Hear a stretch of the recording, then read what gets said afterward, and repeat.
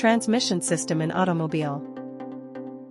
An automobile's transmission system transfers power from the engine to the wheels, allowing for different speeds and torque levels by changing gear ratios, disconnecting the engine, and enabling reverse motion, using components like the clutch, gearbox, driveshaft, and differential to manage power delivery for various driving conditions. Main components. Clutch.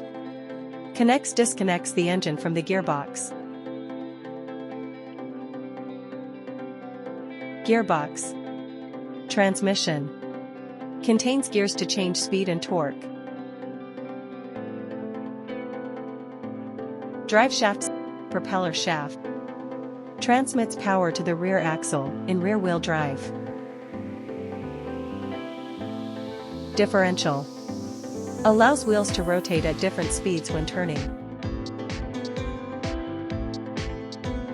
Axles. Connect the differential to the wheels.